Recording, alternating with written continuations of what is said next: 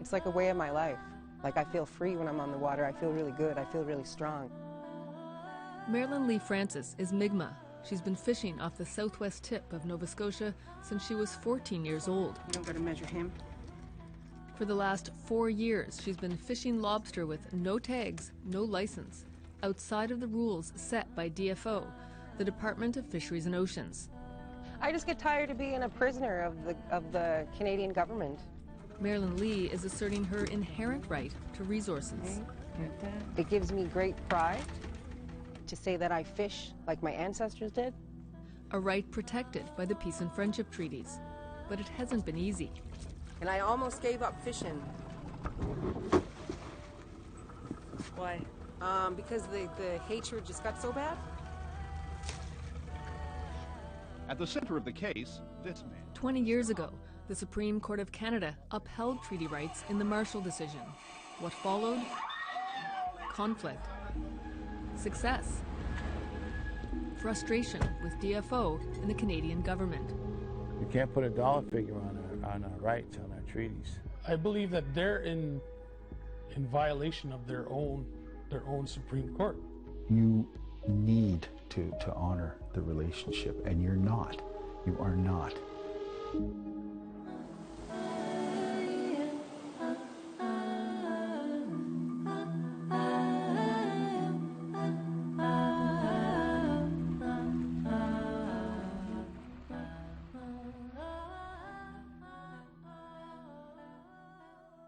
What's now Atlantic Canada is the unceded territory of the Mi'kmaq, Wolastoqiyik, and Pescadimacati peoples.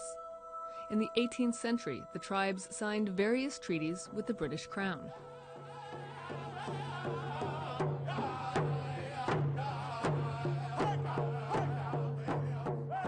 Every year, the Mi'kmaq celebrate the Treaty of 1752.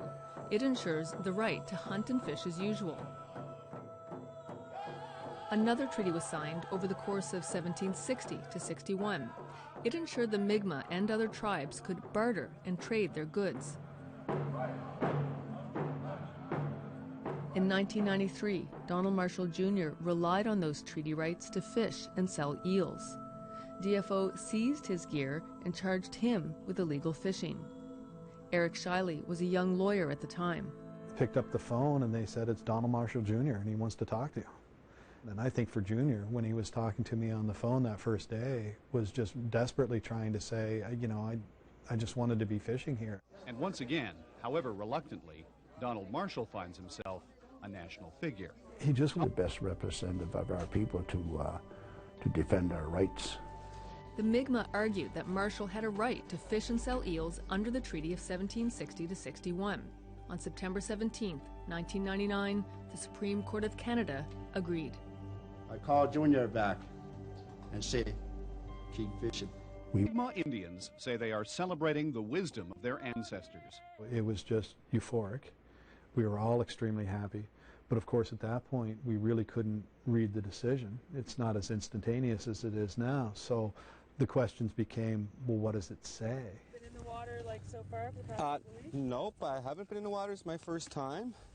And one of the biggest questions centered on a moderate livelihood. The Supreme Court came up with the term, but no one knew what it meant. For the Mi'kmaq, it was a chance to make a living, heading out in small boats with a few traps. The impact of us doing that is like a grain of sand on the beach, really, in significance.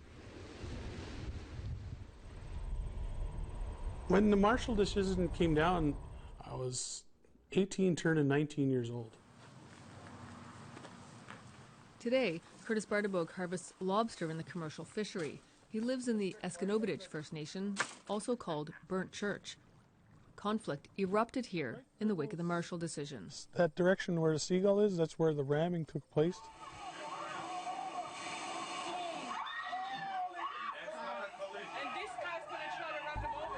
Back on land, a native fisher whose boat was badly damaged says fisheries officials deliberately hit his vessel. The Burnt Church crisis, also called the Lobster Wars. There were so many boats that when they came on a raid, it almost looked like an invasion from the military. John Paul was working for the federal government in Ottawa when the decision came down. I was getting access to the actual strategy was emerging from the government. How would you describe it then, that initial... Panicked. Panic.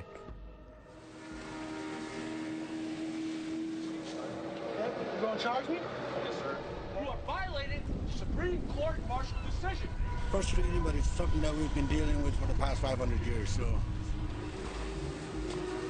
And at one point, one of the boats owned by the Rangers was hit by a CFO boat. It's unacceptable the first inhabitants of this country be not allowed to share in a resource that's right in their own backyard here. We are here to stay, and we're going to fight together. John Paul soon left Ottawa and came back to start working for the Mi'kmaq behind the scenes at Burnt Church. I remember I was on the phone at 1 o'clock in the morning talking to Chief Wilbur and talking to Wayne Waters, the Deputy Minister of Fisheries, basically about whether the RCMP and them were going to invade Burnt Church the next morning at dawn. I said, Wayne, I don't care who you got to talk to. You got to go back there and convince them that is not a viable option because people will die on both sides. Those times, it might have been called a dispute or a crisis, but it was such a sense of empowerment for our young people at that time. It was one of the proudest times of my life as a young man growing up. What a lot of things that aren't talked about is the trauma that our children seen, helicopters flying over our houses every day, bullets flying past our houses, and people getting rammed, people being arrested, thrown in jail. To this day, I still feel that trauma. Even just speaking about it right now, my voice wants to crack. And we're talking 20 years ago. It was a frightening time. I don't know if the Supreme Court fully understood that their decision in Marshall would have the backlash that it ultimately did. There's a good market. $600 million for training, licenses, gear, and boats. Signing these agreements, yes, there's a beneficial for economic gain, but it takes us outside of our authority to implement our own treaty right.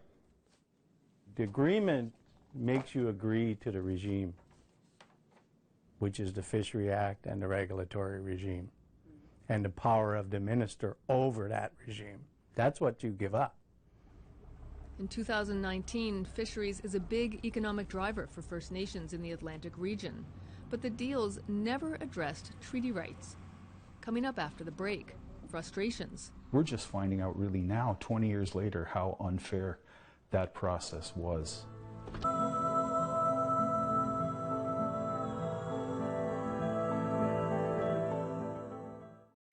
Join us next week for Living Treaties Part 2.